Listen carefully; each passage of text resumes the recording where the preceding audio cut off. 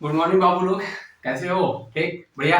पढ़ाई लिखाई सब सब बढ़िया चल रहा है ना? चलो ठीक है, पढ़ते रहो, भैया का नाम रोशन करते रहो। तो आप लोगों का मेरे यूट्यूब चैनल कृष्णा भैया मैथ्स वाले में आप लोगों का बहुत बहुत स्वागत है, अभिनंदन है, दिल से अभिनंदन है यार कि आप लोग मुझे अच्छा खासा प्यार दे रहे हैं। और ठीक है, फिर हम लोग आज नया चैप्टर स्टार्ट करने जा रहे हैं। चैप्टर का नाम होगा निर्देशांक ज्यामिति। शुरू से स्टार्ट करेंगे, एकदम जीरो से स्टार्ट करेंगे और तुमको हीरो बना के छोड़ेंगे। बस 1 घंटे का वीडियो होने वाला है। बस ध्यान से देखते जाना, सुनते जाना। अगर तुमको कुछ नहीं पता है, निर्देशांक ज्यामिति क्या होती है नहीं पता है, भुज क्या होती है, कोट क्या होती है, कुछ नहीं पता है यार, एकदम मतलब शुरुआत करना चाहते हो, सीखना चाहते हो, तो एकदम तुमको जीरो से सिखाएंगे और पूरा टॉप तक पहुंचाएंगे। ठीक है, तो इसके पहले मैंने 3 वीडियो बना रखा है, आप वहां पे जा करके देख सकते हैं। वास्तविक संख्याएं, ठीक है, और दो चर राशि वाले रैखिक समीकरण युग और द्विघात समीकरण मैंने एकदम अच्छा से बना रखा है। उसका नोट्स भी दे रखा है डिस्क्रिप्शन में, ठीक है, उसको जाके डाउनलोड कर लो और पढ़ो, पढ़ाई लिखाई अच्छे से करो और नंबर अच्छा लाना है यार, यूपी बोर्ड वाले हैं, ठीक है, अच्छा नंबर लाना है। तो चलो ठीक है, अब स्टार्ट करने जा रहे हैं निर्देशांक ज्यामिति। देखो, स्टार्ट करते हैं और जानते हैं कि सिलेबस में क्या क्या पढ़ना है अपने को, ठीक है, और कितने नंबर का क्वेश्चन आएगा, कौन कौन सा टॉपिक इंपोर्टेंट होगा। मैंने इंपोर्टेंट क्वेश्चन भी डाल रखा है पीडीएफ में यार, बस उतना पढ़ लो, प्रैक्टिस कर लो ना, तो तुमको कोई पास होने से रोक नहीं पाएगा। ठीक है, तो अब स्टार्ट करते हैं एक एक करके। पहले तो निर्देशांक ज्यामिति 5 नंबर का क्वेश्चन यहाँ से आएगा। तुम 1 घंटा मेहनत कर दो, 5 नंबर फिक्स, कहीं कटने वाले नहीं है। ठीक है, इसमें सिलेबस क्या क्या है, क्या क्या हम पढ़ेंगे। तो पहला है टॉपिक निर्देशांक ज्यामिति की अवधारणा। निर्देशांक ज्यामिति की अवधारणा में हम लोग क्या क्या पढ़ेंगे कि निर्देशांक ज्यामिति होती क्या चीज है, ठीक है, उसकी एकदम बेसिक चीजें, ताकि आपको निर्देशांक ज्यामिति में आगे प्रॉब्लम ना हो, वो चीज पढ़ेंगे। ठीक है, भुज क्या होती है, कोट क्या होती है, सब बताएंगे। रैखिक समीकरणों के ग्राफ, रैखिक समीकरण दे रखे होंगे, ठीक है।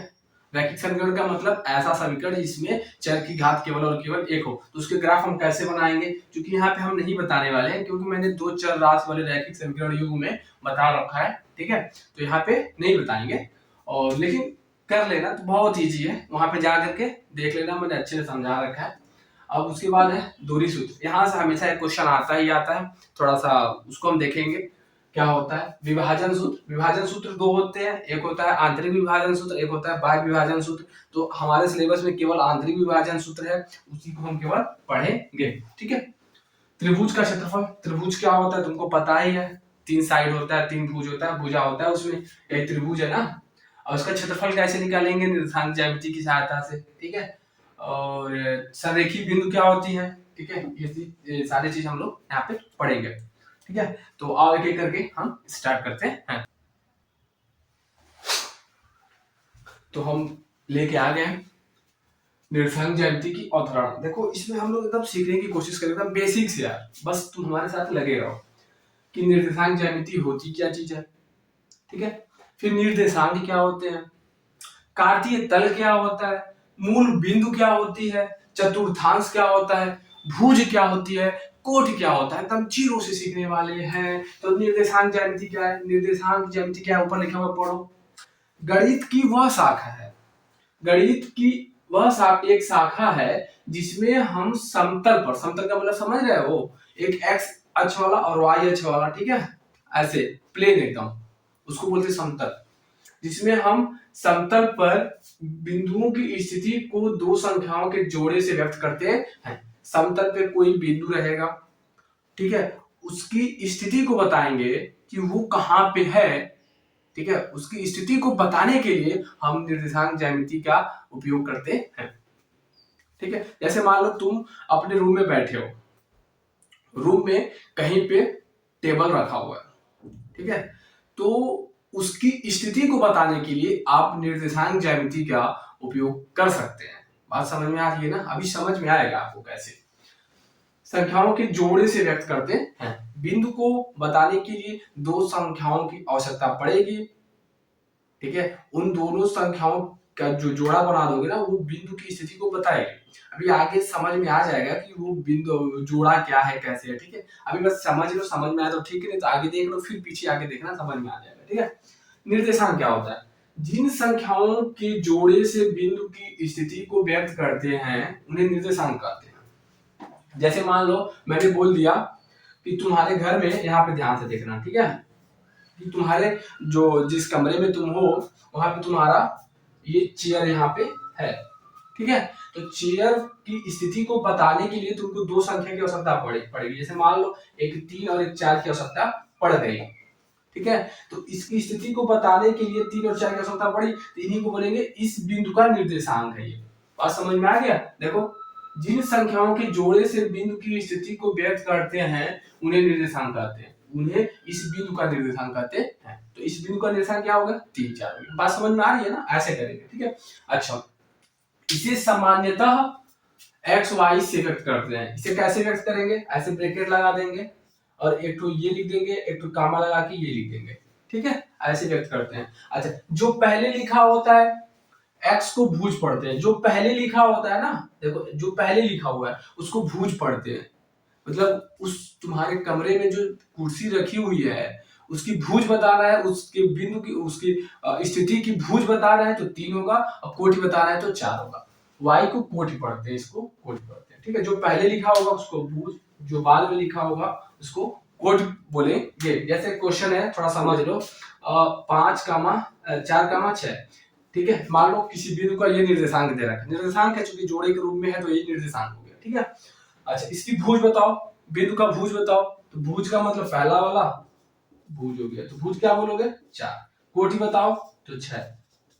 समझ रहे हो ना? ये तो ऐसे इसको व्यक्त करेंगे। अभी प्रश्न सॉल्व करवाएंगे तो अच्छे से समझ में आ जाएगा। इसका स्क्रीनशॉट ले लो और देख लो, ठीक है। समझ में आ गया यार? निर्देशांक ज्यामिति क्या होती है, निर्देशांक क्या होती है, कार्तीय तल क्या होता है, ध्यान से समझो। कार्तीय तल क्या होता है? ऐसा तल जिसमें एक्स अक्ष और वाई अक्ष एक दूसरे को लंबवत कट कर रहे हों, उसको बोलेंगे कार्तीय तल। आगे देखो, यहाँ पे मैंने लिख रखा है, एक्स अक्ष और वाई अक्ष एक दूसरे को लंबवत जिस तल में काटते हैं उसे बोलते हैं कार्तीय तल। जैसे देखो, एक्स अक्ष हमेशा सुतल रहेगा बाबू सुतल मतलब समझ रहे हो? ऐसे एक्स अक्ष हमेशा ऐसे रहेगा, ठीक है। हॉरिजॉन्टल क्या बोलते हैं हिंदी में, ठीक है। और ये लंबवत रहेगा वाई अक्ष, तो ये एक्स अक्ष, ये वाई अक्ष। तो ये देखो एक तल में कट कर रहा है, इसी तलवा को बोलेंगे कार्तीय तल। तो ये कार्तीय तल, ये सब कार्तीय तल मिल गया। जो तल मिला ना तुमको, ये कार्तीय तल है, ठीक है। अच्छा, मूल बिंदु क्या होती है, इसको समझना बहुत जरूरी है। कई बार तो एक बार यूपी बोर्ड में पूछ भी रखा है कि मूल बिंदु का निर्देशांक बताओ। सोच लो, इतना क्या बताओ, इतना सिंपल क्वेश्चन पूछ लेता है कभी कभी। तो इसको समझ लेते हैं पहले, मूल बिंदु होती क्या चीज है। पूरे निर्देशांक ज्यामिति पढ़ने से पहले हमको इन सब चीजों की जानकारी होनी चाहिए, ठीक है। अब देखो, मूल बिंदु क्या होती है? एक्स अक्ष, ये वाला, ये एक्स अक्ष और वाई अक्ष, वाई अक्ष एक दूसरे को जिस बिंदु पर काटते हैं, एक दूसरे को यही काट रहे हैं बाबू, ठीक है। जिस बिंदु पर काटते हैं उसे मूल बिंदु कहते हैं। इसी को मूल बिंदु बोलेंगे। क्या बोलेंगे? मूल बिंदु बोलते हैं। क्योंकि मूल बिंदु है तो इसको निर्देशांक ज्यामिति में बताने के लिए आपको दो संख्याओं की जोड़ी की आवश्यकता पड़ेगी, मतलब निर्देशांक की आवश्यकता पड़ेगी। तो इसका निर्देशांक क्या होता है? इसका निर्देशांक 0, 0 होता है। इसका निर्देशांक 0, 0 होता है। अभी ये ना समझो तुम क्या 0, 0 कैसे कैसे, ठीक है। अभी तुम क्वेश्चन करोगे तुमको समझ में आ जाएगा, ठीक है। एक बात और, निर्देशांक ज्यामिति में किसी भी बिंदु का स्थिति बताने के लिए हम इसी के सापेक्ष बोले तो बताते हैं, ठीक है। इसी को मतलब ये समझ लो कि इसी को हम सेंटर मान लेते हैं और इसी के हिसाब से बताते हैं कि ये इतना दूर है, ये इतना दूर है, यहाँ से इतना दूर है। एक्स अक्ष और वाई अक्ष वहां पे लिया जाता है बताने के लिए, दूरी बताने के लिए, ठीक है। समझ में आ गया ना यार? निर्देशांक 0, 0 होता है। आगे आते हैं, चतुर्थांश क्या होता है। तुम इस चैप्टर में बार बार सुनोगे चतुर्थांश क्या है।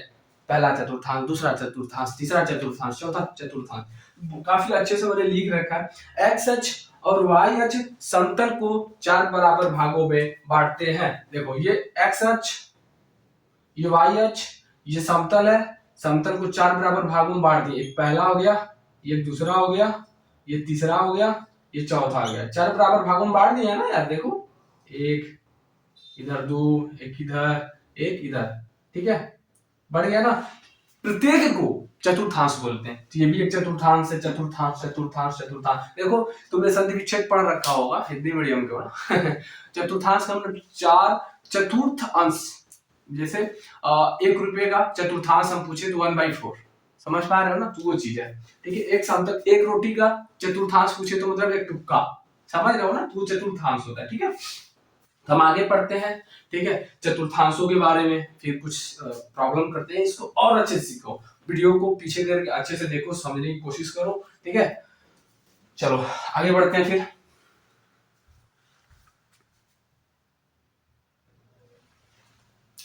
तो हम लेके आ गए हैं ये वाला चतुर्थांशों के चिन्ह। ठीक है, चारों चतुर्थांशों के चिन्ह कैसे क्या होते हैं। ऐसे कोई बिंदु दे दिया जाए, उसका निर्देशांक दे दिया जाए, तो आपको कैसे पता करेंगे कि पहले चतुर्थांश में है कि दूसरे चतुर्थांश में है कि तीसरे में है कि चौथे में है। तो इसके लिए चतुर्थांशों के चिन्ह जानना बहुत जरूरी हो जाता है बाबू। देखो ये पहला चतुर्थांश है, तो पहला चतुर्थांश का चिन्ह होता है प्लस प्लस। मतलब जो भुज लिखा होगा वो भी धनात्मक होगा, जो कोट लिखा होगा वो भी धनात्मक होगा। ठीक है, प्रथम ऐसे फर्स्ट लिख करके मैं ऐसे लिख देता हूं प्लस प्लस प्लस। ये पहला का मतलब क्या है, पहला चतुर्थांश, चतुर्थांश यहां लिख दो। ठीक है, चलो अब चतुर्थांश दूसरे में आ जाओ। तो दूसरा चतुर्थांश में आ गए, तो ये भुज होता है ना वो माइनस में होता है। ठीक है, कोट प्लस में होता है। तीसरे चतुर्थांश में आए, तो तीसरे में दोनों माइनस होता है, भुज भी और कोट भी। ठीक है, चौथे में आ जाए, तो चौथे में क्या होता है, भुज प्लस का होता है और कोट माइनस का होता है। तो ये चारों चिन्ह ध्यान रखना यार, बिना इसके तुम समझ नहीं पाओगे। ये चीज अगर सीख लोगे तो तुम्हारा निर्देशांक ज्यामिति तो मजबूत होगा ही। ऊपर से दो चर वाले रैखिक समीकरणों के जो तुम ग्राफ वाला विधि से हल करते हो ना, वहां भी आसान हो जाएगा। और त्रिकोणमिति में तुम्हारा बड़ा काम करेगा यार, आगे बहुत काम करने वाला। ये चीजें ध्यान रखना, पहला में प्लस प्लस, दूसरा में माइनस प्लस, तीसरा माइनस माइनस, चौथे में प्लस माइनस होता है। ठीक है, अब थोड़ा सा मैं क्वेश्चन दे रहा हूँ, क्वेश्चन करो। ठीक है, क्वेश्चन लिखो। जैसे मैंने बोल दिया कि बिंदु ए है 3 5, ये बताओ किस चतुर्थांश में आएगा। देखो तुम पढ़ लोगे ना यार, जैसे कोई बिंदु ए है, ऐसे लिखा रहेगा बिंदु ए, और उसके अगवा इसे ब्रैकेट में लगा के लिखा होगा 3 5 का मतलब ये है कि बिंदु ए का निर्देशांक लिखा हुआ है। ठीक है, अच्छा अब ऐसे लिख दिया। अब तुमसे बोल रहा है कि किस चतुर्थांश में आएगा, तो तुम देखो किसमें दोनों प्लस होता है। देखो ये भी ना प्लस का 3 है, अरे कुछ नहीं लिखा है मतलब प्लस होता है, इसके पहले भी कुछ नहीं लिखा है मतलब प्लस, तो दोनों धनात्मक है। तो पहला आ गया, तो किसमें आएगा, पहले चतुर्थांश में आएगा, फर्स्ट में। समझ पा रहे हो, नहीं समझ पा रहे हो। चलो एक पॉइंट बी लेता हूँ, बिंदु बी लेता हूँ -1 और 3, ये बताओ किसमें आएगा। पहला माइनस वाला है, पहला माइनस है यहाँ पे मिल रहा है, दूसरा प्लस है, यही है ना दूसरा, तो दूसरे में आ जाएगा, सेकेंड में आ जाएगा, दूसरे में। ठीक है, दूसरे चतुर्थांश में आ जाएगा। एक और मान लो बिंदु सी ले लो, मान लो -1 -4 ले लिया, दोनों माइनस में है, तो ये किस चतुर्थांश में आएगा, ये तीसरे में आएगा, ये कहीं यहाँ होगा। ठीक है, ये बिंदु कहीं इसमें होगा। ठीक है ना बाबू, तीसरे में, तीसरे में। ठीक है, अच्छा एक और मान लो डी ले लिया 4 -5। ठीक है, ये बताओ किसमें आएगा, प्लस माइनस, पहला प्लस दूसरा माइनस, पहला प्लस को भुज प्लस है और कुछ माइनस है, यानी चौथे में आएगा, यानी कि कहीं यहाँ पे होगा, कहीं इसमें कहीं पर भी हो सकता है। ठीक है, अभी देखते हैं कैसे इसको बनाते हैं। चलो समझ में आ गया ना, आगे बढ़ते हैं। चलो एक क्वेश्चन करो।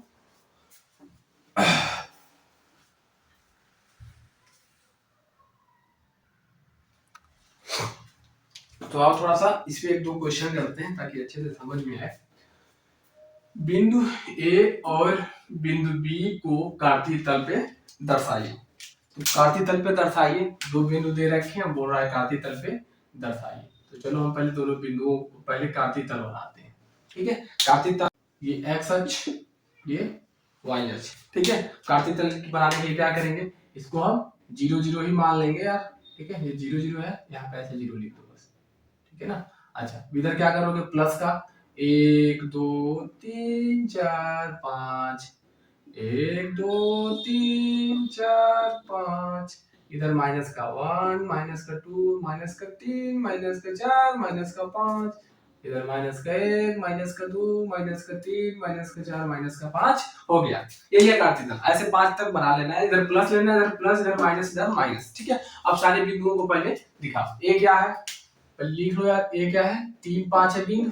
ठीक है, ए का निर्देशांक दे रखा है, बी का निर्देशांक दे रखा है -2, 4। तो समझो कैसे चलना, कैसे बनाएंगे कैसे। ठीक है, तो ए है 3, 4, पहले हम ए लिख लेते हैं 3, 4, इसको बोलते हैं भुज।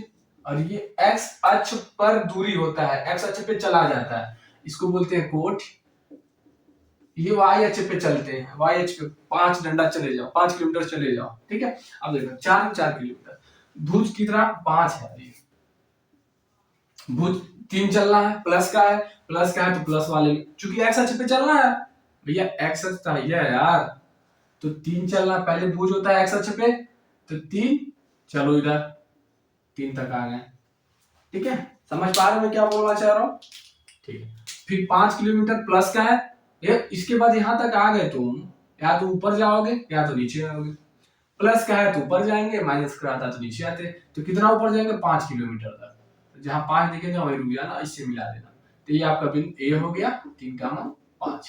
ठीक है, चलो बिंदु बी देखो क्या है, -2, 4। ये भुज है, भुज का मतलब एक्स अक्ष पर चलना है, कोटि है, कोटि का मतलब वाई अक्ष पर चलना है। ठीक है, अब देखो बिंदु बी एक्स अक्ष पे 2 चलना है, एक्स अक्ष पे या तो इधर चल सकते हैं 0 से उधर, या 0 से इधर, तो माइनस में है तो 0 से इधर चलना पड़ेगा, -2 तक आ जाइए, -2 यही है, आ गए। अच्छा, अब उसके या तो ऊपर जाइए या तो नीचे आइए, तो कोटि देखो 4 है, प्लस का 4 है, मतलब ऊपर जाना पड़ेगा, 4 तक ऊपर चले जाओ।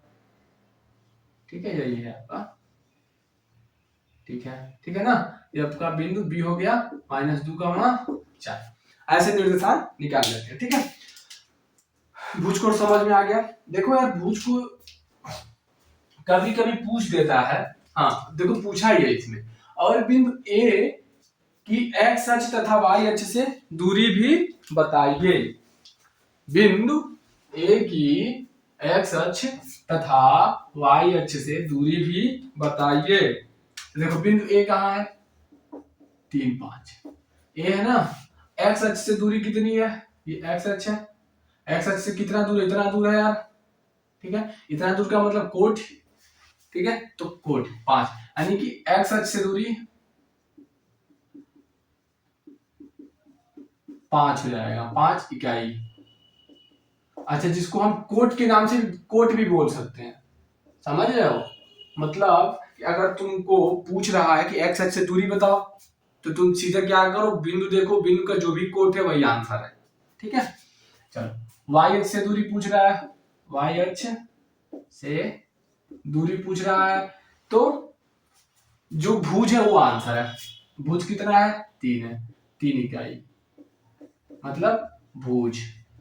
ठीक है, कैसे देखो, ये बिंदु है, वाई अक्ष ये है, वाई से दूरी मतलब ये बताना है, ये कितना दूर है, यहाँ पे देखो 3 किलोमीटर ना, तो 3 इकाई। ठीक है, समझ पा रहे हो, तो ऐसे क्वेश्चन पूछे भी जाते हैं कि ये बिंदु है, जैसे एक मान लो मैंने बिंदु बना लिया सी 3, 0।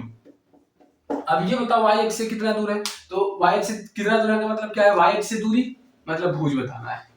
वाई अक्ष से दूरी पूछेगा तो सीधा भुज बोल दोगे 3, तो वाई अक्ष से दूरी इसकी कितनी है, इस बिंदु की 3 किलोमीटर। ठीक है, एक्स अक्ष से दूरी कितनी है, तो कोटि बताना होता है, समझ पा रहे हो ना, तो कोटि 0, तो एक्स अक्ष से दूरी 0 है। ठीक है, मतलब वो बिंदु एक्स अक्ष पर ही है। अच्छा, इस बिंदु का निर्देशांक कैसे बनाओगे आप, अगर बनाना पड़ जाए, मान लो हम थोड़ा दूसरा ले लेते, चलो यही ले लेते हैं ना, 3, 0 बनाना पड़ जाए बिंदु सी को, तो कैसे बनाओगे, तो क्या करोगे तुम, भुज दिया 3, तो एक्स अक्ष पे चलो, प्लस का 3 यहाँ पे आ गए, कोटि 0 तो ऊपर जाइए, जाना ही नहीं है, बस यही आंसर, यही बिंदु हमारा सी हो जाएगा। समझ रहे हो ना, ऐसे बिंदुओं को दिखाना होता है, भुज और कोटि बताना होता है, एक्स अक्ष से दूरी बतानी होती है, वाई अक्ष से दूरी भी बतानी होती है, फिर ऐसे आराम से प्यार से मोहब्बत से नंबर ला लेना होता है एग्जाम में। ठीक है, बहुत बढ़िया, आगे बढ़ते हैं, हम नेक्स्ट क्वेश्चन की तरफ चलते हैं। इसको शॉर्ट, इसका स्क्रीनशॉट ले लो और अच्छे से समझ लो। ठीक है, बिंदु ए बी और सी के निर्देशांक बताओ। अब क्या किया, सारा कुछ कार्तीय तल बना करके बिंदुओं को वहां पे रख दिया है, आपको केवल उठाना है, खा लेना है, बिंदुओं को देखना है और उसके निर्देशांक लिख देना है। ठीक है, देखो ए है, बी है, सी है।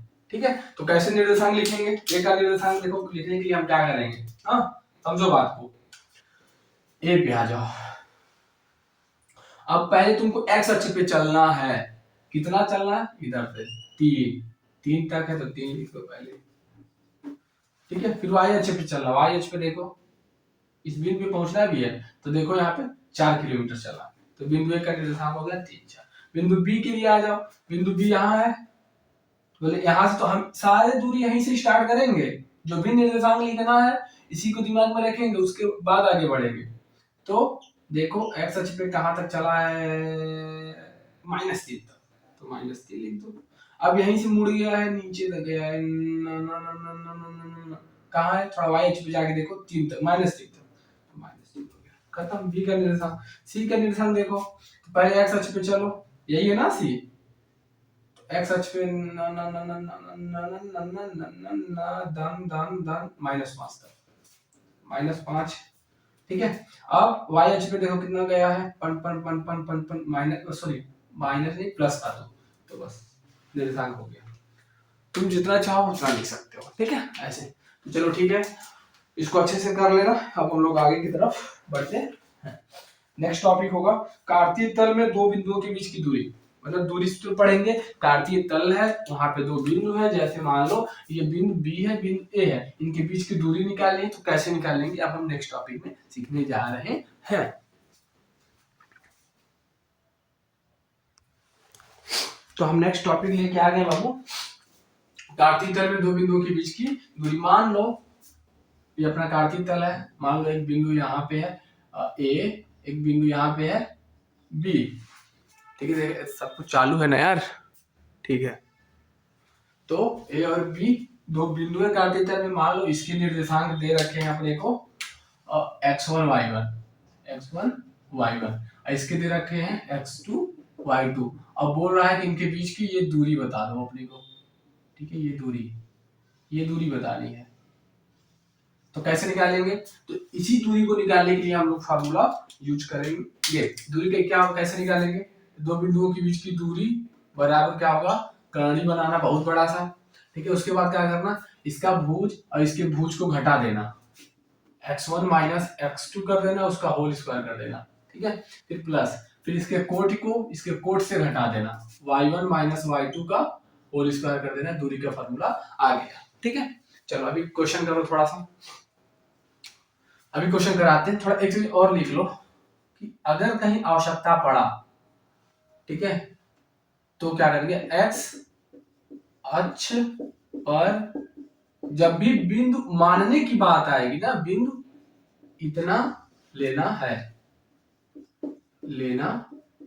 कभी आवश्यकता पड़ गया एक्स अक्ष पे बिंदु की, तो हमेशा इस फॉर्म का होता है, मतलब भुज वाला होगा, भुज की मान होगा कुछ ना कुछ, और कोट की मान 0 होगी। ठीक है, एक्स अक्ष की बात कर रहा हूँ, वाई अक्ष पर बिंदु, वाई अक्ष पर बिंदु हमेशा पहले भुज को 0 कर देना होता है। अब कोट कुछ ना कुछ, मान लो बी एक्स वाई ले लो, क्या दिक्कत है, इतना लेना है।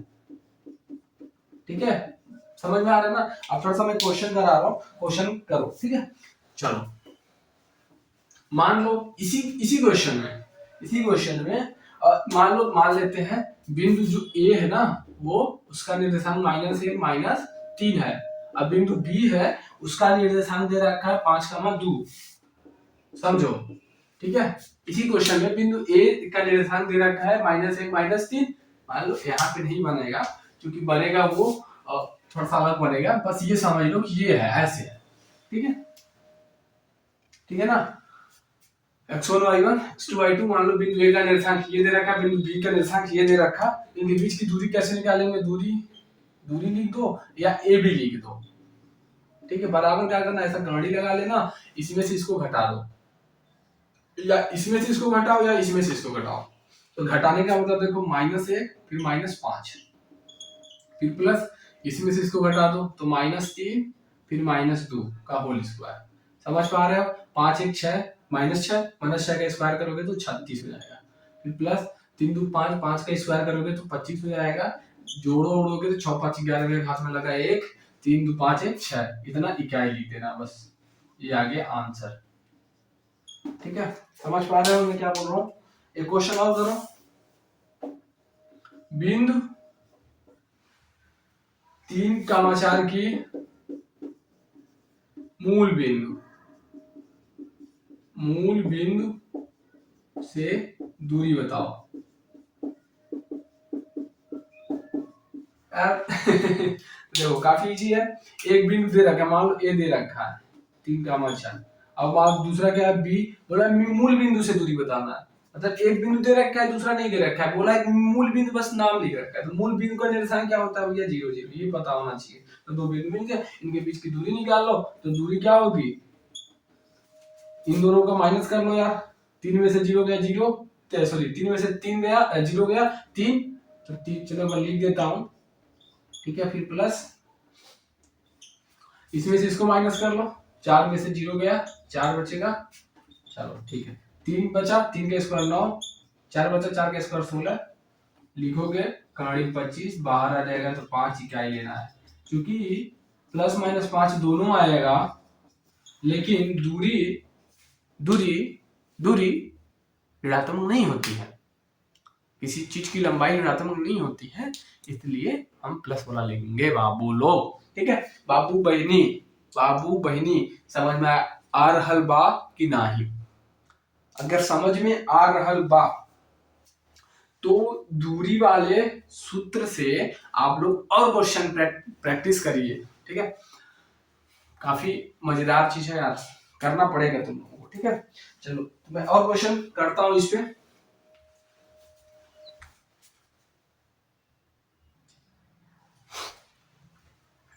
तो बाबू दूरी और सूत्र पे मैं 2 क्वेश्चन और लेके आया हूँ, काफी इंपॉर्टेंट है। देखो दूरी और सूत्र से, दूरी वाले सूत्र से क्वेश्चन यही आते हैं, काफी इंपॉर्टेंट है। दोनों इंपॉर्टेंट, लिख लो, इंपॉर्टेंट महत्वपूर्ण। ठीक है, देखो बिंदु P और Q के बीच की दूरी 10 मात्रक है, तो y का मान ज्ञात कीजिए। क्या करेगा?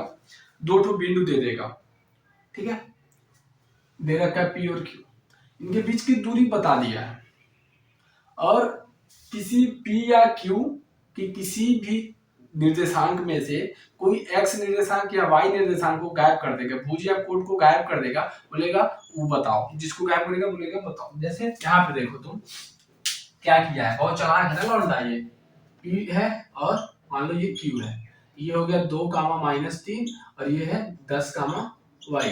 ठीक है, इनके बीच की जो दूरी दे रखा है ना 10 है, 10 मात्रक है। तो y का मान बताओ, इसी की मान बताओ। तो तुम क्या करोगे, वही फार्मूला लगाओ अपना पुराना वाला, दूरी वाला। एक बार दूरी का फार्मूला लिख लेना। ठीक है, दूरी बराबर 10 है, दूरी का फार्मूला लिख देता हूँ यार एक बार मैं। x1 - x2 का whole square plus y1 - y2 का होल स्क्वायर। तो दूरी की जगह पे 10 लिख देना है, अंडर रूट मतलब कहानी में। x1 - x2 का मतलब समझो क्या हुआ, 2 में से 10 को घटा दो, तो 2 - 10 का स्क्वायर प्लस -3 में से y को घटा दो। ये चीज हुआ कि नहीं हुआ? ऐसे लिख सकते हो ना तुम, कोई दिक्कत हो तो बताओ, कोई दिक्कत नहीं। चलो इसको 10 कर लो, बराबर कर लो। अब ये 10, 2 में से 10 गया, -8 का स्क्वायर 64 हो जाएगा, कर लेना। क्योंकि दोनों जगह माइनस है इसलिए माइनस हटा सकते हो तुम। तो 3 3 का 9 हो जाएगा, स्क्वायर कर दो, y का y स्क्वायर हो जाएगा, प्लस का 3 दूनी 6y होगा। इसको देख लेना तुम लोग, a + b का होल स्क्वायर बन जाएगा ये। ठीक है, हो गया। अब इसको तुम क्या कर सकते हो, दोनों पक्षों का वर्ग करने पर, लिख नहीं रहा हूं लिख लेना। तो वर्ग कर दोगे, यहाँ पे 100 हो जाएगा, यहाँ पे 64 और 9 जोड़ लो आपस में, 64 10 74 मतलब 73 लिखा हुआ है, plus y square plus 6y। ठीक है, अब सबको एक साइड कर लो, मैं इसको भी उधर ले जा रहा हूँ। तो y स्क्वायर प्लस का 6y प्लस का 73 माइनस का 100 बराबर 0। ठीक है, अब देखो y स्क्वायर प्लस का 6y, 100 में से 73 माइनस कर दोगे तो 25 26 27 माइनस का 27 बराबर 0। अब इसका गुणनखंड बैठा लो, तुमको सिखा रखे ना द्विघात समीकरण में, कैसे बैठाओगे, 9 3 27 बैठेगा। तो y स्क्वायर प्लस का 9y माइनस का 3y माइनस का 27 बराबर 0। तो y कॉमन ले लेंगे ना इन दोनों जगह से, मैं इसे काले वाले से लिख देता हूँ, इन दोनों जगह से y कॉमन लेंगे तो क्या बचेगा y प्लस 9, इन दोनों जगह से माइनस का 3 कॉमन ले लेंगे तो y प्लस 9 बच जाएगा। अब ये एक टर्म हो गया, ये दूसरा टर्म हो गया। अब यहाँ से हम क्या कॉमन, दोनों जगह से कॉमन क्या ले सकते हैं, y प्लस 9 क्या बच गया, y यहाँ 3 बच गया इक्वल टू 0। इन दोनों से तुम सॉल्व करोगे, जब हल करोगे एक था y का मान -9 आ जाएगा या y का मान 3 आ जाएगा, तो y का मान ये दोनों आंसर हो जाएगा। दोनों में से कोई लिख सकते हो, ठीक है, दोनों लिख देना, ठीक है, खत्म। आगे बढ़ते हैं। ये क्वेश्चन समझ में आ गया ना यार, कुछ नहीं करना है बाबू, इसको सीख लेना लेकिन यार, ठीक है। यहाँ पे आते हैं, काफी अच्छा क्वेश्चन दे रखा है। एक्स अक्ष पे एक बिंदु है, मैंने बताया ना यार, अगर एक्स अक्ष वाई अक्ष, एक्स अक्ष पे बिंदु लेना तो x कामा 0 लेना। मान लेते हैं वो बिंदु, माना वह बिंदु x कामा 0 है। समझ में आ रहा है, नहीं समझ में आ रहा है? फिर लिखा है जो बिंदु a और b से समदूरस्थ है। मान लो ये बिंदु, ये जो बिंदु है x कामा 0, समदूरस्थ का मतलब ये है कि समान दूरी पे है, a से भी समान दूरी पे। मान लो a यहाँ पे है, b यहाँ पे है, जो जितनी दूरी ये b से है ना इस बिंदु की, वही दूरी a से भी है। समझ पा रहा हूँ मैं क्या बोल रहा हूँ? जो ये बिंदु है वो जितना दूर b से है उतना ही दूर a से भी है। समझ पा रहे? इसी को बोलते हैं समदूरस्थ, समान दूरी पे है। समझ पा रहे हो? जैसे मान लो मैं यहाँ पे खड़ा हूँ, मेरे से ये बोर्ड की ये जो कोना है, ये जो साइड है, जितना दूरी पे है उतना ही दूरी पे मेरे से ये वाला साइड भी है। तो हम बोलेंगे मैं एक बिंदु हूं जहां से ये दोनों साइड समान दूरी पे या समदूरस्थ हैं। ठीक है, क्लियर है? तो वही चीज है। तो हम क्या करेंगे यार, हम मान लेते हैं बिंदु को P, तो समदूरस्थ है, समदूरस्थ है मतलब क्या होगा, PA बराबर PB हो जाएगा। और क्या, अब दूरी वाले फॉर्मूला से रख करके बराबर कर दो, अपने आप आंसर आ जाएगा। तो PA कैसे निकालेंगे भैया? ठीक है, यहाँ पे लिख दूं क्या मैं? चलो यहाँ पे लिख देता हूँ, P कितना है, यहीं पे लिख देता हूँ। P का निर्देशांक कितना है? 1 है, 1 है, 2 का -5। B का कितना है? -2 का 9। मैं रेड पेन का यूज कर लेता हूँ। PA निकाल लो, PA निकालो तो क्या हो जाएगा, 2 माइनस एक्स का स्क्वायर प्लस होगा -5 कामा 0 का स्क्वायर। ये आपका PA निकल गया। अब इधर PB निकाल लो, PB निकाल लो, ऐसे निकालेंगे। B लेंगे यहां से ये वाला, तो x1 माइनस x2 का होल स्क्वायर प्लस y1 9 है लिखा, 9 माइनस 0 का होल स्क्वायर। ठीक है, इसी को हल कर देंगे, आंसर आ जाएगा। कैसे हल करेंगे देखो, इसको तुम फैला भी सकते हो। a माइनस बी का होल स्क्वायर लिखा हुआ है, तो 2 का square 4 plus x square minus का 4x, ये हो जाएगा। ये -5 है, 0 तो -5 का स्क्वायर 25 हो जाएगा। ठीक है, इधर आ जाओ।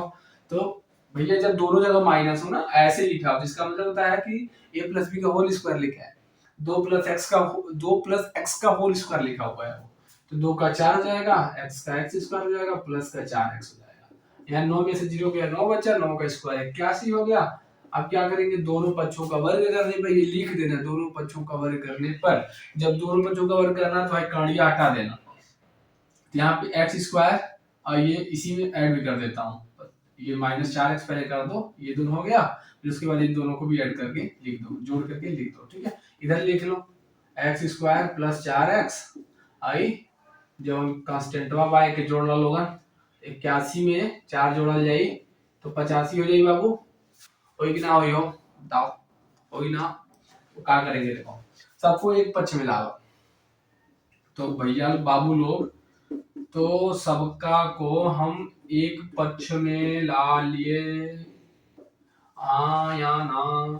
समझ में आ रहा है? थोड़ा सा हल्दी हुआ है देखो, ये वाला इससे कट जाएगा, हाँ यार आप बोलो। अच्छा चलो, ये गलती से इसको मत काट देना, काहे कि एक प्लस एक माइनस है, तो जुड़ जाएगा, तो माइनस का 8x हो जाएगा। ठीक है, अब 85 बड़ा है 29 छोटा है, तो 85 में से 29 घटा लो। तो पहले 85 में से तुम 29 घटाओगे तो कितना बचेगा,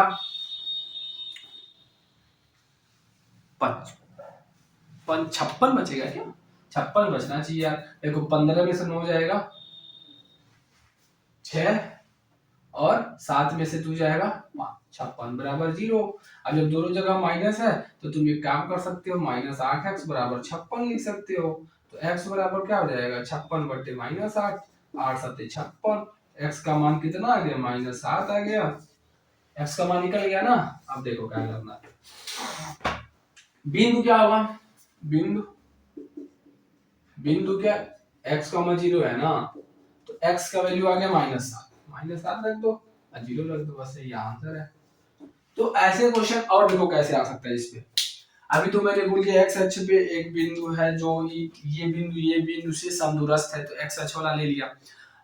इसमें भी मान लो क्वेश्चन थोड़ा सा बदल दे कि y अक्ष पे एक बिंदु है, तो क्या करोगे, तो 0, x या 0, y ले सकते हो। ठीक है, x, 0 नहीं लेना है, तो 0, y ले लेना है।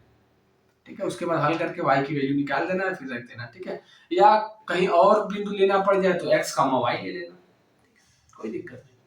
एक तो x ले लेना है तो y ले लेना, जरूरी नहीं है कि हमेशा x अक्ष और y अक्ष पर ही पूछे, कहीं और भी पूछ दिया तो कोई दिक्कत नहीं है। ठीक है, देखा जाएगा तब, कोई पूछा तो नहीं है, ऐसा मिला नहीं हमको, पूछ सकता है, ऐसी कोई बात नहीं है ना। चलो ठीक है, तब हम आगे बढ़ते हैं, देखते हैं नेक्स्ट टॉपिक क्या है। हाँ, तो नेक्स्ट टॉपिक अपना है, अब ये सब खत्म हो गया, दूरी सूत्र वाले जितने भी क्वेश्चन थे मैंने करा दिए हैं, अपने जानत भर बाबू ज्यादा क्वेश्चन करा दिए, आप देख लेना। तो आप विभाजन सूत्र वापस कराते हैं। ठीक है, नेक्स्ट टॉपिक है अपना विभाजन सूत्र।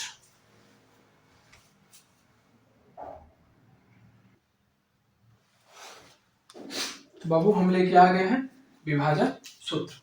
ठीक है, समझते हैं है क्या। देखो विभाजन सूत्र में आपका आंतरिक विभाजन और बाह्य विभाजन है, लेकिन केवल सिलेबस में आंतरिक विभाजन है, इसलिए हम आंतरिक विभाजन समझाते हैं। विभाजन का मतलब क्या होता है, बांटना। ऐसे मान लो एक बिंदु अपने पास P है और एक Q है, समझ रहे हो ना। मान लो इसका निर्देशांक दे दिया x1 y1, इसका निर्देशांक दे दिया है x2 y2, दिख रहा है ना यार। चलो देखो, और तुमको पता ही है, गांव हो या दो अच्छे दोस्त हो, उनके बीच जब तीसरा आ जाता है तो बंटवारा तो होता ही है। अब इनके बीच में मान लो यार कोई आ गया, उड़ते पड़ते आ गया, मान लो यहाँ पे मान लेते हैं कोई आ गया है PQR आ गया। ठीक है, चाहे आप इसको A ले लो यार, थोड़ा सा ये आदत बना हुआ है ना AB लिखने का, तो A ले लो, B ले लो, इसको P ले लो। ठीक है, ये मान लो यार P वाला आ गया, आदत बना ABP वगैरह लिखने का। मान लो एक पॉइंट A है, बिंदु B है, अब कोई तीसरा आ गया बीच में, अब बंटवारा करा देगा, बंटवारा मतलब झगड़ा करा देगा। तो देखो होगा क्या है, ऐसे मान लो बिंदु P आ गया, बिंदु P इस रेखाखंड को अगर M अनुपाते N में विभाजित कर रहा है, बांट रहा है, अनुपात दे रखा है, तो बिंदु P का निर्देशांक कैसे निकालेंगे। समझ पा रहे हो मैं क्या बोल रहा हूँ, A दे रखा है, B दे रखा है, एक रेखाखंड बन गया। अच्छा, उस रेखाखंड पे कहीं भी, यहाँ कहीं भी, रेखाखंडवा पे कहीं भी एक बिंदु P आ गया जो इस रेखाखंड को M अनुपातिक N में विभाजित कर रहा है, तो P का निर्देशांक कैसे निकालेंगे। P का निर्देशांक निकालने के लिए ही हम विभाजन सूत्र का उपयोग करते हैं। तो P बिंदु का निर्देशांक, P बिंदु का निर्देशांक निकलता है। ठीक है, P बिंदु का निर्देशांक का, ठीक है, बिंदु P का निकालेंगे, क्या निकालेंगे, पहला देखो x निर्देशांक, x निर्देशांक का मतलब भुज। ठीक है, फिर y निर्देशांक कैसे निकालेंगे, उसका दोनों निकालना पड़ेगा ना। तो ध्यान से समझो, जब भी x निर्देशांक निकालना होगा तो हम क्या करेंगे, m जो अनुपात ये दे रखा है, ठीक है, m गुणे x2 कर देंगे। x वाला निकालना है तो x1 x2 ही यूज में लाएंगे, y1 y2 नहीं यूज में लाएंगे, m गुणे x2 कर देंगे। ठीक है, फिर प्लस, लाइट चली गई यार, दिख रहा है तुमको, थोड़ा रुकना पड़ेगा।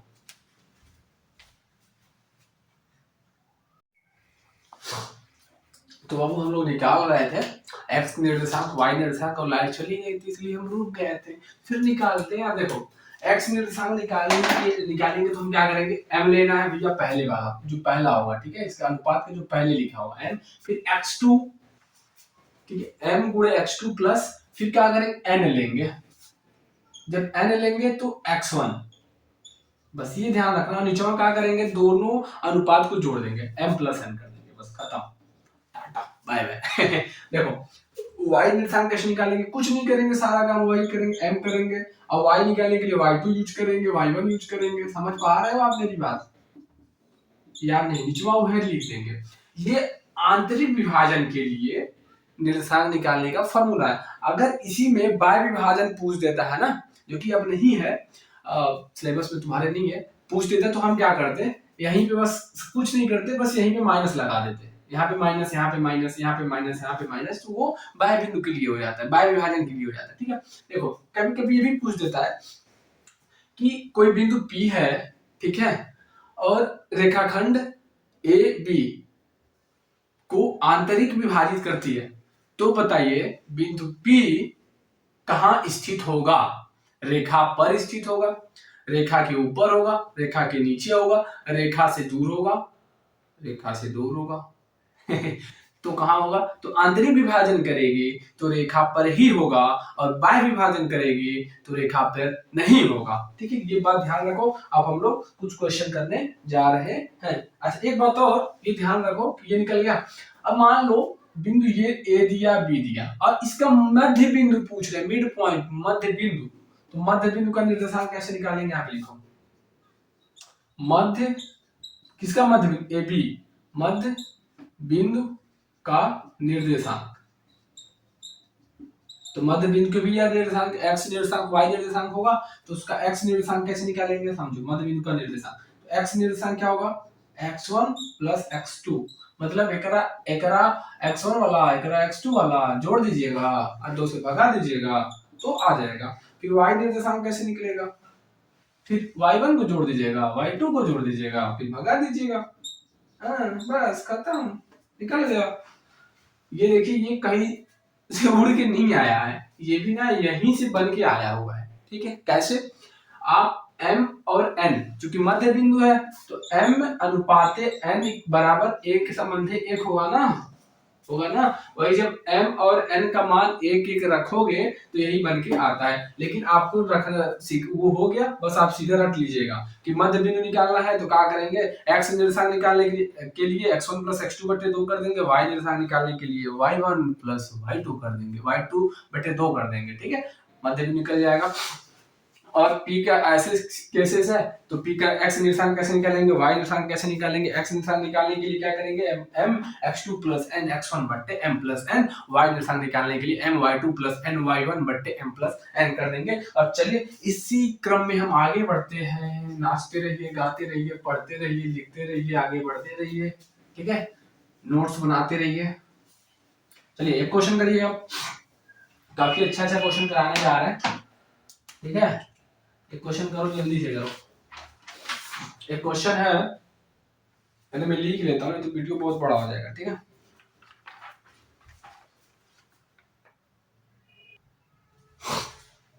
तो हम 2 क्वेश्चन करते हैं पहले।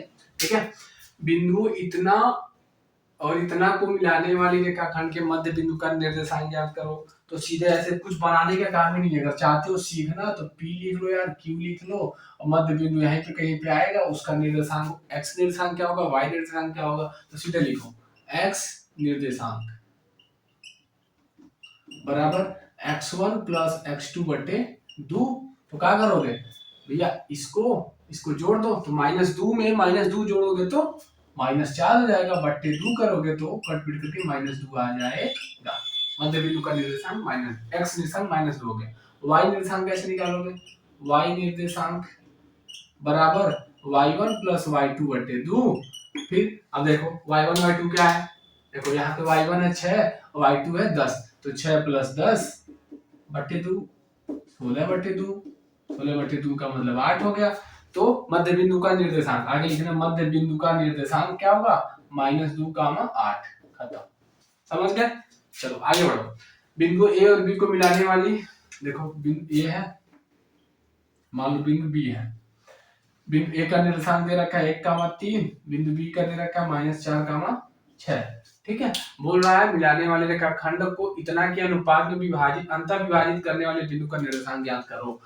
इसको कोई ऐसा है, ऐसा बिंदु है जो मान लेते पी है और 2:1 में इसको विभाजित कर रहा है। 2:1 का मतलब समझते हो कि अगर ये 1 किलोमीटर होगा ना तो ये इसका डबल होना चाहिए, 2 किलोमीटर, इसका दुगुना होगा, ये दूरी इसकी दूरी दुगुनी होनी चाहिए, ये मतलब है। ठीक है, के अनुपात में विभाजित करने वाले बिंदु के निर्देशांक ज्ञात करो। तो इसका निर्देशांक ज्ञात करना है, मान लो इसके निर्देशांक x और y है, समझ पा रहे हो ना। लिख लेना कि माना बिंदु P, वो बिंदु P है जिसके जो इसको 2:1 में विभाजित कर रही है और उसका निर्देशांक x y है। तो x कैसे निकालेंगे, समझो।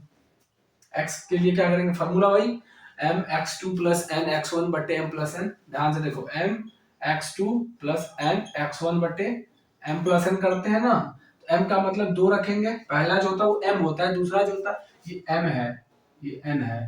ठीक है, ठीक है ना। x2 का मतलब -4 लिख दूं क्या यहाँ पे, x2 y2, यहाँ पे ये हो जाएगा x1 y1। ठीक है ना, समझो। 2 गुणे x2 कितना है -4 प्लस n कितना है 1, x1 कितना है 1 बटे m + n करेंगे तो 2 1 3। ठीक है, इसको हल कर लो अच्छे से, तो 4 दूनी 8 माइनस का हो जाएगा, प्लस 1/3 हो जाएगा, तो -7/3 आ जाएगा। x निर्देशांक आ गया। y निर्देशांक निकालने के लिए वही m y2 + n y1 बटे m + n। हाँ बच्चों लोग बोलो, हाँ बच्चों लोग बोलो। m का मतलब 2 y2 + n y1 बटे m + n 3। तो 6 दूनी 12 प्लस 3/3 15/3, तो 3 × 5 = 15। ये y निर्देशांक आ गया, तो लिख देना बिंदु P का निर्देशांक होगा x, पहले x लिखते हैं हमेशा, तो -7/3 लिखना पड़ेगा y। ठीक है, खत्म। अब और क्वेश्चन कराते हैं।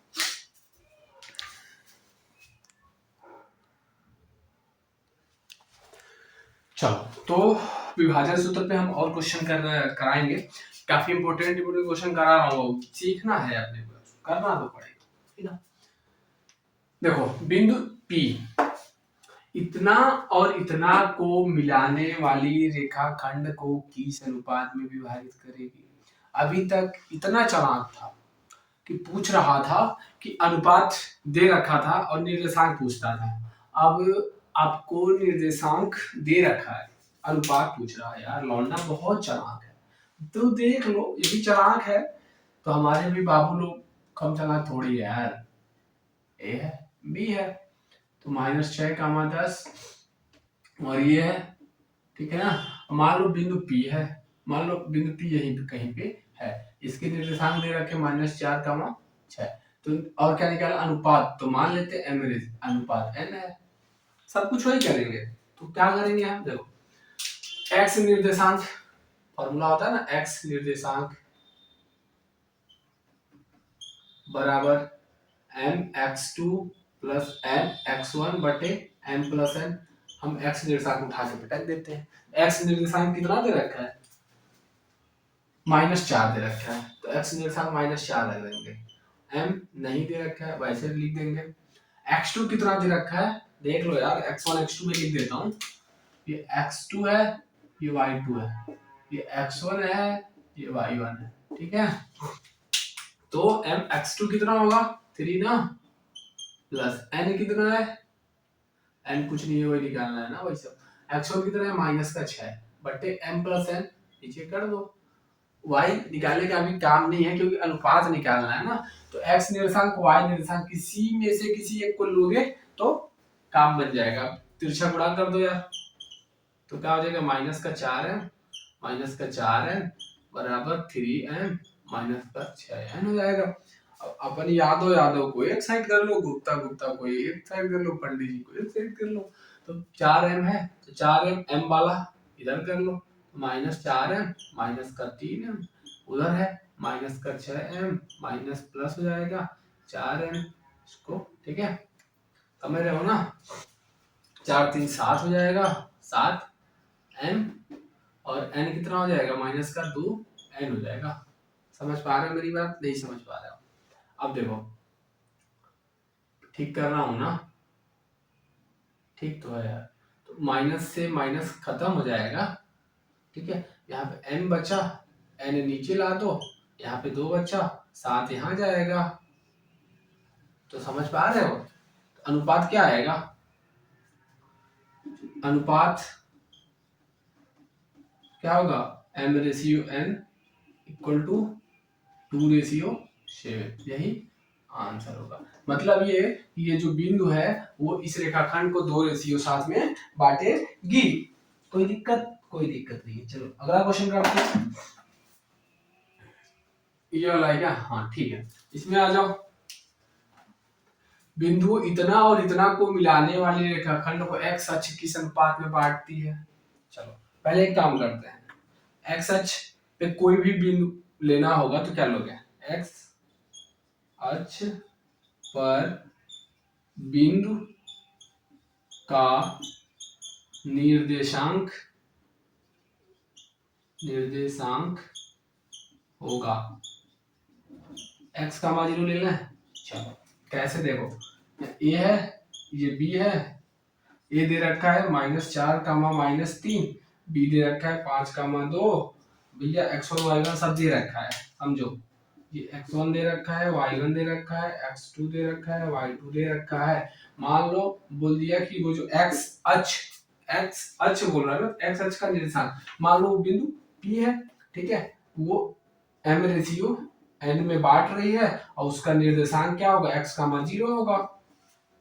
समझ पा रहे हो ना, ये x का मान 0 मैंने मान लिया है और वो अनुपात P अनुपात n में बांट रहा है, ये भी मैंने मान लिया है और हमको यही निकालना है। यहाँ पे देखो ये भी नहीं दे रखा था, ये दोनों चीज मानना है। तो तुम समझो इसका x निर्देशांक निकालोगे तो फंस जाओगे, y निर्देशांक से बढ़ोगे तो आंसर तुम्हारा आ जाएगा। लेकिन मैं दोनों करके दिखाऊंगा कि कैसे चलना है। इसको थोड़ा सा साफ कर देता हूँ क्योंकि यहाँ पे मैंने मान लिया x का मान 0 है, ठीक है। चलो अब देखते हैं, दोनों समझना। मैं पहले x निर्देशांक लेके चलता हूँ, लिख लेना x निर्देशांक। जब x निर्देशांक लेके चलोगे क्या होगा, m x2 की वैल्यू रख दो 5 प्लस n x1 की वैल्यू -4 बटे m प्लस n। यहाँ तो n है ना, m है ना, x है ना, तो दिक्कत हो जाएगी यार क्योंकि m n और x 3 वेरिएबल आ गए हैं तो तुम अनुपात नहीं निकाल पाओगे। तो इसलिए ऐसे मत करना, कभी भी x को फॉलो मत करना। अगर x अच्छा दिया रहेगा तो x को मत लेना, ठीक है। ये y कोऑर्डिनेट y निर्देशांक लेके आगे बढ़ोगे तो आंसर आ जाएगा। y निर्देशांक बोले तो y निर्देशांक equal to m y2 plus n y1 बटे m प्लस n। अब इसका फायदा क्या है, जब तिरछा गुणा करोगे ना तो ये यहाँ जाके 0 बना देगा और ये सब बस बचा रहेगा, तो 2m माइनस 3n हो जाएगा। समझ पा रहे हो मेरी बात, यानी या 2m बराबर 3n हो जाएगा। क्योंकि हमने अनुपात mn माना है तो m यहाँ रखो, नीचे n लाओ तो यहाँ पे 3 रुकेगा, यहाँ पे 2 ला दो, यानी कि या ऐसे लिख सकते हो m अनुपात n बराबर 3 अनुपात 2। वो बिंदुआ जो बिंदुआ P है वो 3 संबंधे 3 अनुपात 2 में इस रेखाखंड को विभाजित करेंगे। हमने x निर्देशांक लेके आगे नहीं बढ़ा क्योंकि यहाँ से हम फंस जाएंगे। क्यों फंस जाएंगे, क्योंकि m n और x 3 वेरिएबल आ जाएंगे, 3 चर आ जाएंगे तो निकालने में दिक्कत होगी, नहीं निकाल पाओगे, ठीक है। अच्छा अगर मान लो x अक्ष ना पूछ करके अगर ऐसे पूछता बिंदुओं A और B को मिलाने वाले रेखाखंड को y अक्ष किस अनुपात में विभाजित करेगी, इसको ले लो फिर वो भी बताता हूँ, इसी क्वेश्चन में बता देता हूँ, ठीक है। बता दूं, चलो ये गलत था इसलिए दिखाया हूं, ये सही है। ठीक है, अब समझो आगे ना, 3:2, 3:2। अच्छा, अगर मान लो सारा कुछ यही कहानी रहता, सब कुछ यही कहानी रहता, ठीक है। अब एक्स अक्ष ना होगा तो वाई अक्ष बोल दिया जाए कि वाई अक्ष किस अनुपात में विभाजित करेगी, सारा कुछ वही लेंगे। वाई अक्ष है ना, अब तो वाई अक्ष पे बिंदु हमेशा कैसे अप्रोच करेंगे, 0, एक्स या वाई कर सकते हो आप। ठीक है, वाई कर देना, क्लियर है ना। अब यहाँ पे तुम एक्स निर्देशांक बिंदु का एक्स निर्देशांक लेके आगे बढ़ोगे तभी तुम्हारा अनुपात निकाल पाओगे, नहीं तो नहीं निकाल पाओगे। कहो तो निकाल के दिखा दे। तो देखो, तो एक्स निर्देशांक 0 बराबर m, x2 कितना है 5 प्लस n, x1 कितना है -4, नीचे m प्लस n कर देंगे तो ये इधर जाकर के 0 बना लेगा ना, तिरछा गुणा यार, तिरिय गुणा, तो ये 0 जाएगा बराबर 5m -4 n हो जाएगा। या लिख सकते हैं 5m बराबर 4n, समीकरण हल करने आना चाहिए, m बटे n करेंगे तो 4/5 आ जाएगा। या लिख सकते हैं m अनुपात n बराबर 4:5।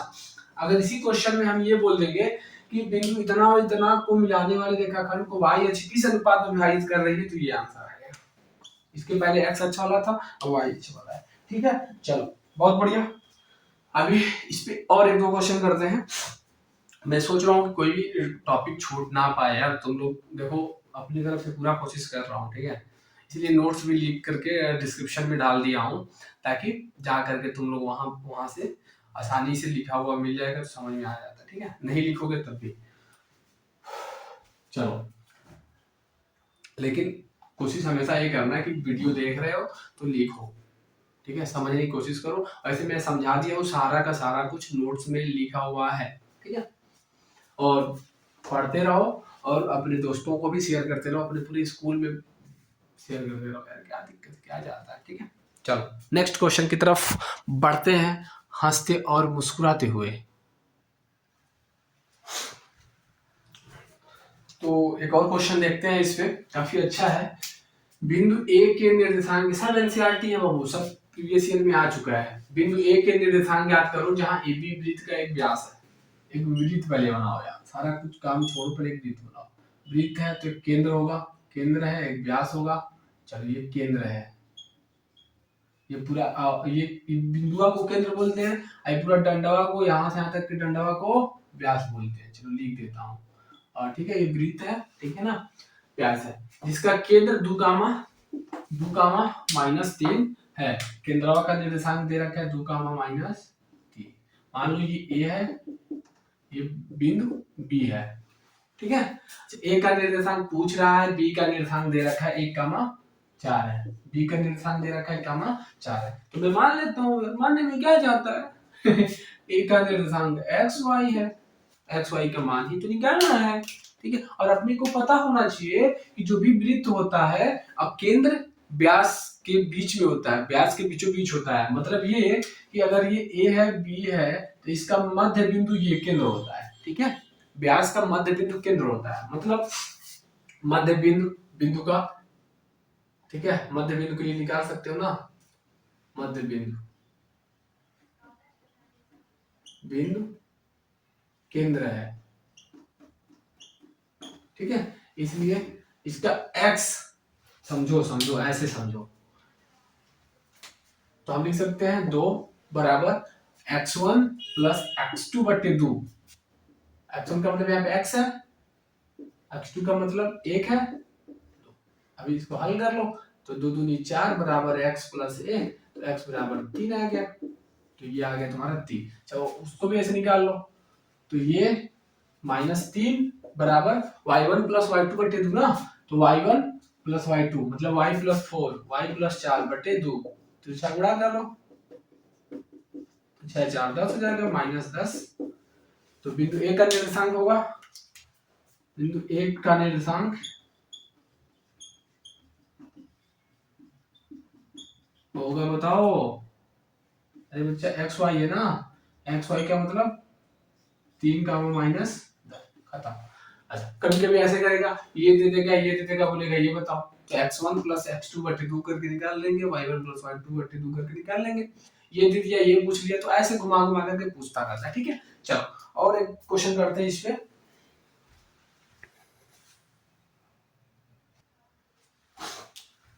तो आ जाओ एक क्वेश्चन और करते हैं। बिंदुओं ए और बी, बिंदुओं ए और बी को मिलाने वाली रेखाखंड ए बी को 4 बराबर भागों में विभाजित करने वाले बिंदुओं के निर्देशांक ज्ञात करो। देखो मान लो एक पेन है मेरे पास, मैंने बोल दिया कि इसको 4 बराबर भागों में बांट दो, तुम क्या करोगे, यहाँ पे मार दोगे एक छिन्ना, एक यहाँ पे मार दोगे, तो हो गया, एक यहाँ पे मार दोगे, तो 3 4 4 भाग में बढ़ गया। मैं ही मारने जा रहा हूँ, 1 2 3 4 हो गया ना। तो एक भाग ये हो गया, एक भाग ये हो गया, मान लो दूसरा ये हो गया, तीसरा चौथा हो गया ना। 4 भाग हो गया नहीं हो गया, ठीक है सब हो गया ना। अच्छा तो मान लो ए और बी को 4 बराबर भागों में बांटने वाले जो बिंदु है वो है, एक तो ये है P मान लो, एक तो ये है इसको Q मान लो, एक तो ये R मान लो। तो मतलब 3 बिंदु ऐसे हैं जो इनको 4 बराबर भागों में बांट देते हैं, जिनका नाम मैंने रख दिया है PQR। ठीक है, उन्हीं का निर्देशांक ज्ञात करना है। तो यार काफी इंटरेस्टिंग चीज है, समझो। तो आराम से निकाल सकते हैं यार PQR के निर्देशांक। कैसे, अगर ये पता चल जाए कि P कितने अनुपात में बांट रहा है, Q कितने अनुपात में बांट रहा है और R कितने अनुपात में बांट रहा है AB को, तो देखो P कितने अनुपात में बांटेगा AB को, ध्यान से सुनना मेरी बात, हम पूरा A और B तक लेंगे, इसके बीच में और किसी को भी ध्यान में नहीं रखेंगे, AB दिमाग में रखेंगे और P दिमाग में रखेंगे। तो P देखो, P पे खड़े हो जाओ, इधर एक खाना है तो एक लिख दो अनुपात, इधर कितना खाना है 1 2 3 खाना, एक संबंधित 3 में बांट रहा है P। ठीक है, P का अनुपात निकल गया। Q कितना में बांटेगा, तो इधर 2 खाना और इसके इधर 2 खाना, तो 2 संबंध है 2 लिखो, यानी कि बराबर बराबर, यानी कि एक संबंध है 1 लिख दो, यानी कि मध्य बिंदु हो जाएगा। समझ पा रहे हो। चलो अब ये देखो R, देखो R पे खड़े हो जाओ, बाकी किसी को नहीं देखना है, R देखो A देखो B देखो, तो R के इधर देखो कितना खाना है 3 खाना, इधर देखो 1 खाना, तो अनुपात निकल गया, खत्म कर दो। मान लो इसी क्वेश्चन में संत्रिभाजित करने वाले बिंदुओं को निर्देशांक ज्ञात करने के लिए बोल दिया जाए। संत्रिभाजित का मतलब ये है कि एक AB होगा और इसको 3 बराबर भागों में बांटना है। समझ पा रहे हो मेरी बात। तो मान लो ये P है ये Q है, तो इसका अनुपात क्या हो जाएगा, यहाँ पे खड़े हो जाओ, इधर देख लो 1 डंडा मतलब 1 खाना, इधर 2 खाना, इसका अनुपात ये किस अनुपात में डिवाइड कर रहा है 2 खाना, इधर 1 खाना, तो ऐसे निकाल लोगे। अगर संत्रिभाजित ठीक है या 4 बराबर भागों में बांटने की बात करेगा तो ऐसे निकालते हैं। तो फिलहाल हम लोगों का प्रश्न ये है, इसके हिसाब से हम लोग आगे बढ़ना है। अच्छा A का निर्देशांक कितना है बच्चा, -2 2, B का 2 8। ठीक है, हम P का निर्देशांक निकालते हैं, ऐसे समझना बात को। ठीक है, P के निर्देशांक, तो X निर्देशांक क्या होगा उसका M, M का मतलब भैया केवल इसको लो ना, इस केस में M क्या हो जाएगा, ये होगा ये N होगा। ठीक है, M की जगह पे रखेंगे M X2, अब यहाँ पे लिख लेने दो, ये X1 है, ये Y1 है, ये X2 है, ये Y2 है। ठीक है, तो क्या हो जाएगा M X2 plus N, N कितना है 3, अरे ये N है ना, X1 कितना है -2 बटे M प्लस N बोले तो 1 प्लस 3 4। समझ पा रहे हो, इसी को हल कर लो। तो 2 करने 2 माइनस का 6 बटे 4, तो -4 बटे 4 मतलब -1 आ गया। X निर्देशांक आ गया। Y निर्देशांक, यानी X निर्देशांक लिख देना आगे, Y निर्देशांक वही काम करेंगे, M Y2 रखो 8 प्लस N Y1 बटे फिर वही काम, तो 8 प्लस 6 बटे 4, 8 6 14 बटे 4 तो 7 बटे 2। तो P के निर्देशांक क्या क्या हो जाएंगे बताओ, ये तो निकाल लिया, P के निर्देशांक क्या हो जाएंगे, P के निर्देशांक ऐसे लिखना, फिर P के निर्देशांक क्या होंगे माइनस ए 7/-1 और इतना होगा। ठीक है, पी का निर्देशांक हो गया। अब क्यूब पे आ जाओ, क्यूब के निर्देशांक, क्यू के निर्देशांक में आओगे तो उसका x कैसे निकालेंगे, क्योंकि मध्य बिंदु है तो x1 प्लस x2/2 कर देना है, x1 प्लस x2/2 कर देना। x1 कितना बच्चा -2 प्लस x2 कितना है 2 है, बटे 2 करेंगे तो 0/2 मतलब 0 होगा। चलो y निर्देशांक कैसे निकालेंगे, y1 प्लस y2/2 कर सकते हो, ऐसे भी कर सकते हो या 1 संबंध 1 भी रख करके कर सकते हो। ठीक है, आ जाएगा वही। y1 कितना है 2 है, y2 कितना है 8 है, बटे 2 तो 10/2 मतलब 5 हो जाएगा। समझ पा रहे हैं मैं क्या बोल रहा हूँ। चलो अच्छा, या तो इस तरीके से करो तो q के निर्देशांक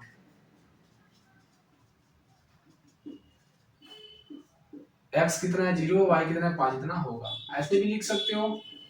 या तुम अगर ऐसे नहीं करना चाहते हो, समझो बात को, अगर तुम इसको q का निर्देशांक ऐसे नहीं निकालना पसंद है तुमको, तुम m और n रख करके निकालना चाहते हो, तब देखो, तब इस केस में ये इसको भूल जाओ।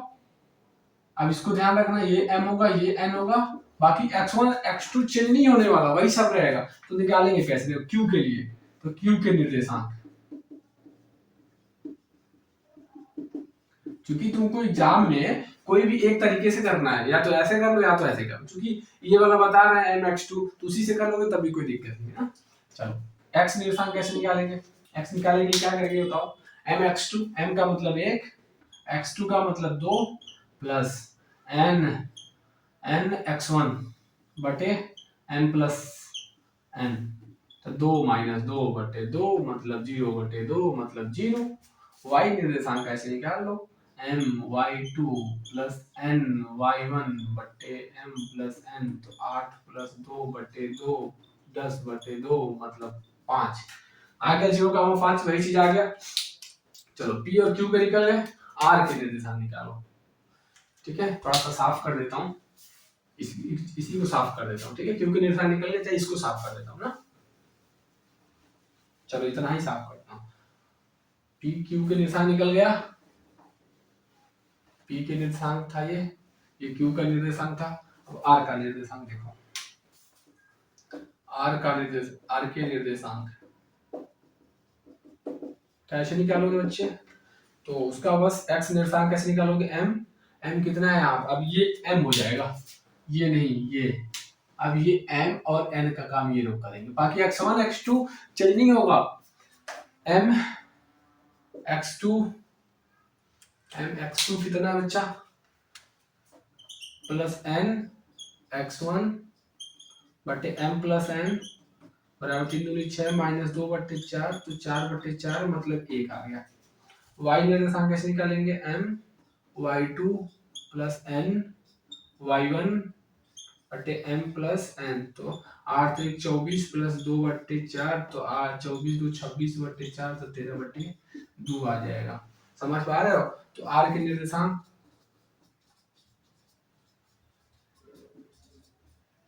1,13/2 होगा। ठीक है, देख लो आंसर सही निकला है कि गलत निकला। ठीक है, p के निर्देशांक -1 7/2, q का निर्देशांक 0,5, r का 1,13/2। ठीक है, कोई दिक्कत नहीं। चलो एक क्वेश्चन और करते हैं इसी फ्लो में जल्दी जल्दी।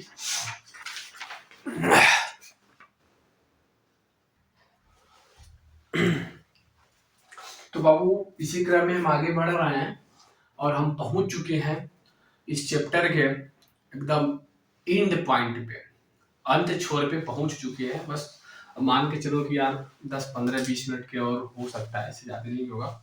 चलो तो अब क्या है, कौन सा टॉपिक है, त्रिभुज का क्षेत्रफल निकालना है जब शीर्ष दिए गए हो। तो तुमको पता, थोड़ा सा बताता हूँ बेसिक चीज।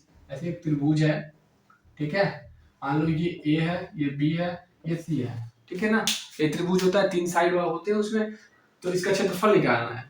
कब, जब उसका शीर्ष दिए गए हो। मान लो इसका शीर्ष दे दिया गया हो, इसका निर्देशांक x1 y1, इसका x2 y2, इसका x3 y3। जब इतना सब चीजें दे दी गई हो निर्देशांक ज्यामिति में, अब बोल रहा हूँ त्रिभुज का क्षेत्रफल निकालो, तो ध्यान से समझो कैसे याद रखना है। थोड़ा सा बड़ा है फॉर्मूला, लेकिन याद रखना है, ठीक है। तो त्रिभुज का क्षेत्रफल, त्रिभुज का क्षेत्रफल बराबर, फॉर्मूला होता है 1/2, ऐसे कर लेना 1/2। ठीक है, समझ पा रहे हो मैं क्या बोल रहा हूँ? थोड़ा सा इधर इसको लिख लो x2y2 ना, ताकि जगह मिले अपने को। तो हम क्या करेंगे, ध्यान से समझो। हम x1 लिख देंगे, ऐसे एक जगह बना देंगे, फिर प्लस x2 लिख देंगे, ऐसे जगह बना देंगे, फिर प्लस x3 लिख देंगे और ऐसे जगह बना देंगे। ठीक है, ऐसे बंद कर देंगे, समझ रहे हो ना? अभी अभी देखो कैसे लिखेंगे, प्रैक्टिस करो जल्दी जल्दी। 1/2 करेंगे, ऐसे बनाएंगे घर, फिर प्लस, फिर x2, फिर घर, फिर 2। ठीक है, अब क्या करेंगे, जब हम x1 वाला लिए रहेंगे ना, तो हम क्या करेंगे, बीच में क्या लिखना है, y1 y2 और y3 ही लिखना होता है। बीच में y1 y2 y3 ही लिखेंगे। कैसे लिखेंगे देखो, जब x1 वाला लिखे हैं तो क्या करेंगे, y2 माइनस y3 लिख देंगे इसमें। ठीक है, अच्छा यहाँ पे x2 लिखा हुआ है तो उसके आगे बढ़ो, तो y3 माइनस y1 लिख देंगे, फिर इसमें y1 माइनस y2 लिख देंगे। ये समझो, समझ पा रहे हैं मैं क्या बोल रहा हूँ? x1 वाला 1 वाला है तो 2 और 3 वाले आ गए, जब 2 वाले हैं तो 3 और 1 वाले आ गए, जब 3 वाले हैं तो 1 और 2 वाले आ गए। ऑर्डर क्या है तुम समझ पा रहे हो? दो पहले y2, चलो y2 से स्टार्ट करना, y2 से y3 पे जाना है, फिर y3 से y1 पे, ठीक है ना, फिर y1 से फिर y2 पे। समझ पा रहे हैं मैं क्या कहना चाह रहा हूँ? ये y1 है, ठीक है, ऐसे जाना है तुमको, यहां से स्टार्ट, यहां से करना स्टार्ट। कैसे करोगे देखो, y2 में से y3 को घटा दो, फिर यहाँ पे, फिर y3 में से y1 को घटा दो, फिर प्लस y1 में से y2 घटा दो। तो ये याद रख लो, जैसे मर्जी वैसे तुम याद कर सकते हो। इसमें हम सवाल करवाने जा रहे हैं। जैसे एक प्रश्न है कि त्रिभुज का क्षेत्रफल ज्ञात करो जिसके, एक त्रिभुज का क्षेत्रफल ज्ञात करो जिसके शीर्षों के निर्देशांक दे रखा है, ये दे रखा है 0,0, ठीक है, और ये वाला दे रखा है आपका x2 y2 दे रखा है 2,0 और x3 y3 दे रखा है 0,3। तो क्षेत्रफल बताइए। देखो तीनों बिंदु दे रखा है ना, तो त्रिभुज एबीसी का क्षेत्रफल, त्रिभुज ऐसे भी बनाते हैं, त्रिभुज का क्षेत्रफल बराबर 1/2 ऐसे लगाएंगे, फिर क्या करेंगे, x1 देखो कितना भैया 0 है, ठीक है, तुम चाहो तो ऐसे बना कर सकते हो। x2 कितना है यहाँ पे देखो 2 है, फिर घर बना दो, फिर x3 कितना है 0 है, फिर घर बना दो, बंद कर दो। बीच में क्या रखना, y2 माइनस y3, y2 कितना है 0, 0 में से y3 मतलब 0 में से 3 घटाओगे तो 0 माइनस 3 है, लिख दिया। चलो यहाँ देखो y3 माइनस y1, y3 कितना है 3, माइनस y1 कितना है 0, आ जाओ यहाँ पे y1 माइनस y2, y1 कितना है भैया 0, माइनस y2 कितना है 0।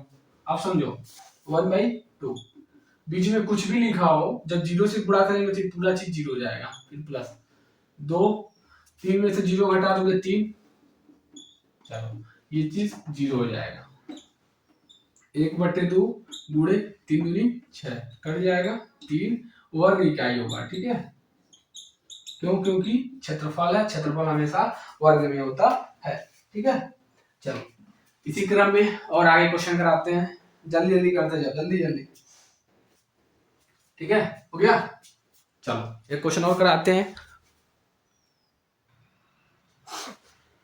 तो हम एक क्वेश्चन और आगे त्रिभुज के क्षेत्रफल से रिलेटेड लेकर के, ठीक है, तो थोड़ा सा ध्यान दो पुष्पा भाव, देखो ध्यान से, यदि बिंदु इतना इतना और इतना से बने त्रिभुज का क्षेत्रफल दे रखा है, जैसे मान लो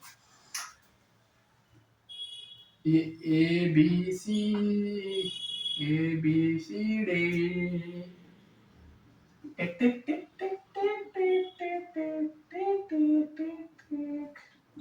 ठीक है, इसका क्षेत्रफल दे रखा है, क्षेत्रफल दे रखा 6 वर्ग इकाई, ठीक है, तो अपने को ये सिद्ध करना है कि ये इतना बराबर इतना होगा। कुछ नहीं करेंगे, क्षेत्रफल का फार्मूला लिख लो। क्षेत्रफल का फार्मूला क्या होता है बच्चों, 1/2, हम x1 लिखेंगे, गड्ढा बनाएंगे, x2 लिखेंगे, घर बनाएंगे, फिर x3 लिखेंगे, फिर घर बनाएंगे, ठीक है, y2 minus y3 पटकेंगे, 3 minus y1 पटकेंगे, y1 minus y2 पटक देंगे। समझ पा रहे हो? इसी में पटकते चले जाओ सबको 1/2। तुम आजाद हो, किसी को भी x1 y1 x2 y2 x3 y3 किसी को ले सकते हो। तो मैं ऑर्डर में इन्हीं लोगों को ले लेता हूँ, x1 y1 तुम किसी को भी ले सकते हो, लेकिन ऑर्डर में ऐसे कोई दिक्कत नहीं, ले सकते हो। ठीक है, तुम इसको x1 y1 ले सकते हो, इसको x2 y2, इसको किसी को ले सकते हो, कोई दिक्कत नहीं। ठीक है, अब देखो x1 क्या है भैया, हम x रख देंगे, y2 माइनस y3 देखो y2 की जगह पे 2 रख देंगे, y3 की जगह पे 1 रख देंगे, x2 की जगह पे 1 रख देंगे, y3 की जगह पे 1 रख देंगे, y1 की जगह पे y1 की जगह पे y रख देंगे, फिर प्लस x3 की जगह पे 2 रख देंगे, y1 की जगह पे y रख देंगे, माइनस y2 की जगह पे 2 रख देंगे, और इसी को काट पीट करके हल कर देंगे तो आंसर आ जाएगा। जब इधर 6 रखना है तो इससे गुणा होगा ना बब्बा, तो चाहे दूनी 12 कर दो ना पहले में। अब इन लोगों का गुणा कर दो, x अंदर वहां 1 लिखा है, 2 में से जाए 1 प्लस 1, यहाँ 1 माइनस वाई, फिर प्लस 2 y माइनस 2, काटो पीटो छांटो, इधर x इधर plus 1 minus y plus 2y minus 4 आ जाएगा। बात समझ में आ रहा है कि नहीं आ रहा है बच्चे?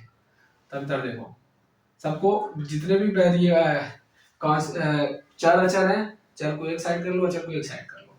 तो 12 है इधर, चलो अभी थोड़ा और छोटा कर लो, x बेचारा अकेला x ऐसे लिख दो। ठीक है, अकेला लोगों का तो अकेले जाना पड़ता है। ठीक है, इन दोनों में देखो y यहाँ भी है, y यहाँ भी है, तो प्लस y हो जाएगा, और 4 में 4 माइनस का है तो यहाँ से आपका हो जाएगा माइनस का 3, माइनस का 3 इधर उठा लो, 12 3 15 हो जाएगा। समझ पा रहे हो? तो x प्लस वाई बराबर क्या हो जाएगा 15। इति सिद्धम, इत सिद्धम, इत सिद्धम, इत सिद्धम। चलो खत्म हो गया ये टॉपिक, और हम अब संरेखीयता के बारे में पढ़ने जा रहे हैं। 3 बिंदु संरेखीय है तो क्या होगा, कैसे क्या करेंगे, अब उसके बारे में हम लोग स्टडी करने जा रहे हैं। ठीक है,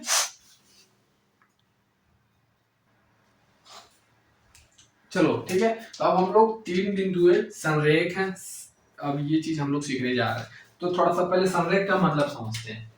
लिखा हुआ है संरेख, संरेख का मतलब होता है एक रेखा में, एक रेखा में, मतलब ये अगर मान लो ये एक बिंदु ए दे दिया, एक बिंदु बी दे दिया, एक बिंदु सी दे दिया, अगर ये संरेख है मतलब एक लाइन पे पढ़ेंगे। ठीक है, समझ पा रहे हो ना? अगर तीनों बिंदु संरेख है मतलब एक लाइन पे पढ़ेंगे। ठीक है, समझ पा रहे हो? यही समझ पा रहे हो? क्लियर है? तो कैसे निकालेंगे? चलो, तो जैसे हमने अभी अभी पढ़ा जस्ट कि 3 बिंदुएं अगर दी हुई हैं, ठीक है, और उनसे कोई त्रिभुज बन रहा है, तो हम लोग क्षेत्रफल वगैरह निकाल रहे थे। मान लो इसको टिल्ट कर दिया, ये डंडवा को ऐसे टिल्ट करके इस पे रख दिया, इसको इस पे रख दिया, मतलब तीनों बिंदुआ ए भी, बी भी और सी भी एक रेखा पे हो गए। तो उस सिचुएशन में, उस परिस्थिति में त्रिभुज का क्षेत्रफल कितना होगा? 0 होगा। मतलब बस इतना है कि अगर 3 बिंदुएं संरेख हैं तो उनसे, उन तीनों बिंदुओं से बनने वाली त्रिभुज का क्षेत्रफल 0 होगा, क्योंकि त्रिभुज तो बनेगा नहीं, एक रेखा पे आ जाएगा तो क्षेत्रफल 0 होगा। ठीक है, एक सरल रेखा में आ जाएगा ना, तो तीनों बिंदुओं से बनने वाले त्रिभुज का क्षेत्रफल 0 है। ये आप खुद सोचो, जब क्षेत्रफल 0 है तो मतलब त्रिभुज कैसा है यार फिर? तो समझो, इसीलिए ना वो एक रेखा पे हो जाते हैं, तो त्रिभुज बनता नहीं करता है, इसीलिए हम उसको त्रिभुज का क्षेत्रफल 0 सपोज कर लेते हैं। ठीक है, तो ऐसे करेंगे हम ना, संरेख है मतलब त्रिभुज का क्षेत्रफल 0 शून्य होगा, शून्य होगा। मतलब अभी अभी जो फॉर्मूला हमने लिखा था त्रिभुज के क्षेत्रफल निकालने के लिए, क्षेत्रफल को 0 के बराबर रख देंगे और तीनों बिंदुओं को उसमें रख देंगे। ठीक है, अगर 0 आ रहा है तो तीनों बिंदु संरेख है, नहीं तो नहीं है। जैसे हम 1-2 क्वेश्चन कराने की कोशिश करते हैं। ठीक है, आप लोग थोड़ा समझो। सिद्ध कीजिए कि, सिद्ध कीजिए कि ए बी सी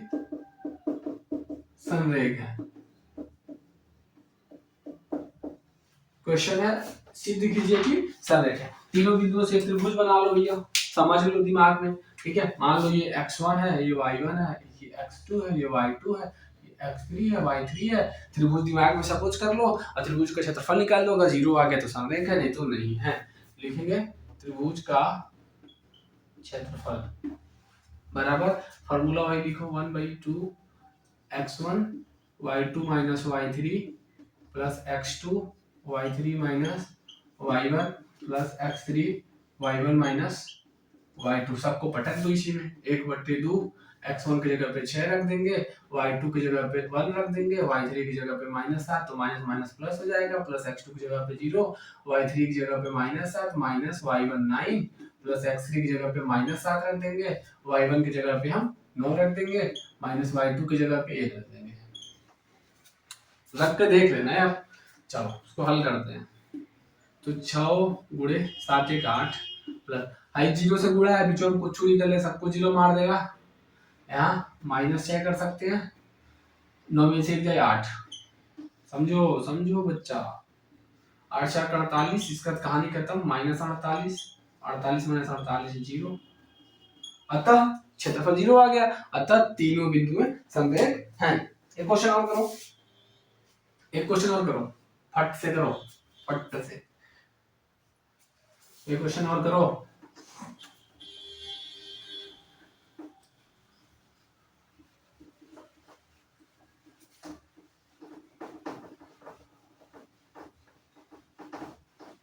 सब बाबू नोट्स में मैंने दे रखा है, ठीक है, जाओ पढ़ो लिखो मस्त एकदम। ठीक है, बोल रहा है कि बिंदु k-1 2 1 और 4 5 सररेख है, तो k का मान बताओ।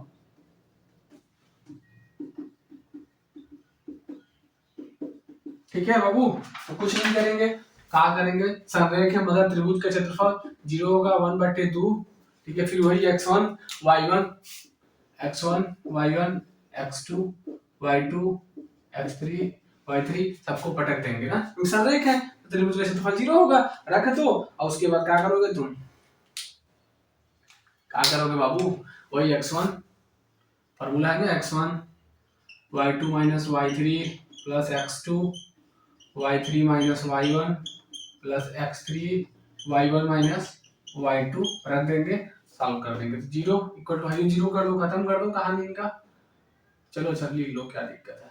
x1 की जगह पर हम k रख देंगे, y2 की जगह पे 1 रख देंगे, y3 की जगह पे 5 रख देंगे, प्लस x2 की जगह पे 2 रख देंगे, y3 की जगह पे 5 रख देंगे, y1 की जगह पे -1 है ना, तो माइनस माइनस प्लस 1 हो जाएगा, x3 की जगह पे 4 रख देंगे, y1 की जगह पे -1 माइनस y2 की जगह पे 1, खत्म। समझ रहे हो, नहीं समझ रहे हो, आई तो 0 हो जाएगा, भुला जाओ इसको, तिरछा गुणा करके, अरे ये गुणा हो जाएगा ना, खत्म कर सकते हो इसको। ठीक है, केवल क्या बचा, k बचा, अंदर में -4 बचा, प्लस 2 बचा, 5 1 6 बचा, प्लस 4 बचा, यहाँ -2 हो गया।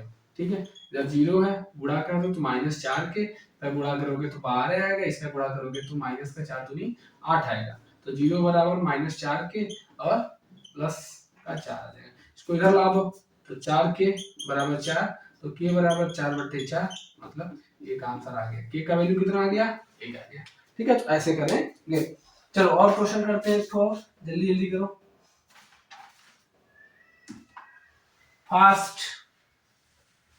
एक लास्ट क्वेश्चन है, एकदम लास्ट बाबू। ठीक है, इसीलिए वीडियो पॉज नहीं करना है, आगे बढ़ने की कोशिश करना है। ठीक है, देख लो, चलो आगे बढ़ते हैं। लास्ट क्वेश्चन एकदम चैप्टर का लास्ट है। ठीक है, इसमें थोड़ा प्रैक्टिस कर लेना। देखो संरेख, 3 बिंदुएं संरेख हैं, इस पे का क्वेश्चन आता है। क्योंकि 3 बिंदुएं संरेख है, ये दूरी वाले सूत्र से भी हम लोग कर सकते हैं, किया भी जाता है, उसको भी थोड़ा सा हिंट दे देता हूं ताकि उससे भी आए तो कर लो तुम लोग। तो उसके लिए चलो, अच्छा क्वेश्चन मैंने लिखा तो नहीं है, लेकिन चलो अच्छा देख लेना, बुक वगैरह से थोड़ा बहुत देख सकते हो, नहीं तो इतना काफी है।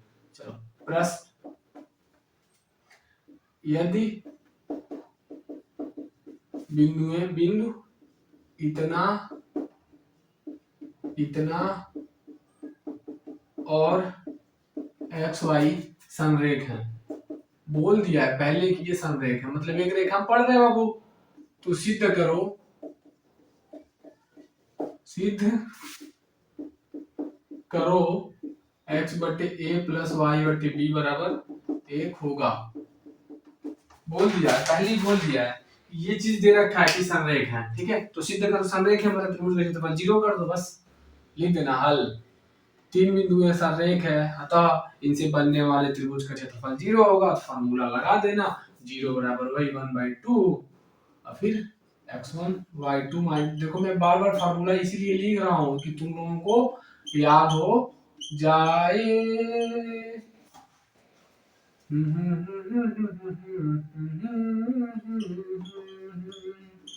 रब करे तुझको भी याद हो जाए।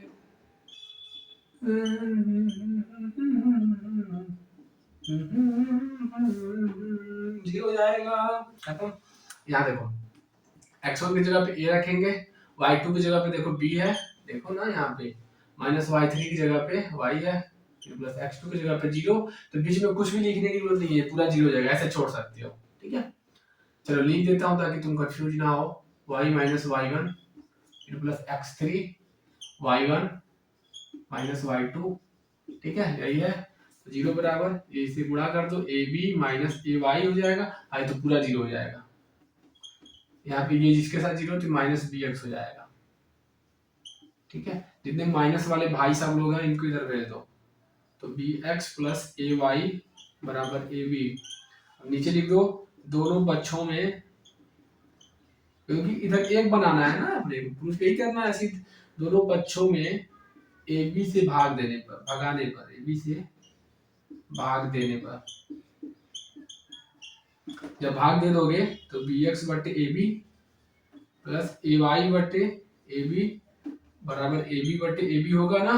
तो यहाँ से देखो बी से बी कट जाएगा तो बचेगा एक्स बटे ए, यहाँ से वाई ए से ए कट जाएगा, वाई बटे बी बचेगा, इधर ये एक बचेगा। इति सीधा, इति सीधा। तो ऐसे क्वेश्चन आ सकते हैं। देखो यार सब वन शॉर्ट वीडियो है, तो कोशिश यही किया जाता है कि कम से कम में निपटारा हो जाए। तो हमारा कहानी खत्म हो चुका है इस चैप्टर को लेकर के, ठीक है। अब इसमें कोई बचा उचा है नहीं बताने के लिए। हाँ लेकिन देखो एक टॉपिक और मेरे दिमाग में घूम रहा है अभी फिलहाल, क्योंकि मेरे नोट्स में लिखा नहीं है। एक त्रिभुज दे देगा और तीनों निर्देशांक दे देगा, बोल देगा कि बताओ कि कौन से त्रिभुज है ये। तो इसके लिए पहले तुम लोगों को त्रिभुज के बारे में पता होना चाहिए, ठीक है। चलो कोई बात ही नहीं पता यार, तो नहीं थोड़ी होता है कि सारे क्वेश्चन किया ही जाए, कुछ क्वेश्चन छोड़ने के लिए भी आते हैं, ठीक है। तो अगर आएगा तो कर लेना, देखो हम बताएंगे यार बहुत बड़ा हो जाएगा, और चूंकि कम पूछता है, उससे ज्यादा पूछता है नहीं, एंकर के भी पूछ देता है, ठीक है। चलो अच्छा ठीक है, इतना मैंने बताया, तो उसको देखो ध्यान से और नोट कर लो, अपने दोस्तों को शेयर कर दो, लाइक कर लो, सब्सक्राइब कर लो यार, और क्या मन करे तो कर ही लो। चलो ठीक है, तो बढ़ते हैं और आगे नेक्स्ट वीडियो में हम नेक्स्ट लाएंगे चैप्टर, ठीक है। जो भी दिक्कत प्रॉब्लम हो आप कमेंट करके मुझसे पूछ सकते हो। मेरा नंबर चलो ठीक है यार, नंबर क्या ही डालूं उसमें, मैं लिख देता हूँ, ठीक है। मेरा नंबर अगर काम पड़ेगा तो तुम फोन कर सकते हो, ठीक है। कोई भी किसी भी चीज की प्रॉब्लम हो तुम बोल सकते हो, तुमको मोटिवेशन चाहिए या ये पता करना कृष्णा, कृष्णा भैया, ठीक है, ठीक है ना। तो कभी भी किसी भी तरीके की आवश्यकता पड़े एग्जाम से रिलेटेड, तुमको मोटिवेशन चाहिए तो बोल सकते हो, और कैसे पास करें, कैसे पढ़ाई लिखाई करें, ठीक है, कि अच्छा नंबर आ जाए, इसके लिए भी आप फोन कर सकते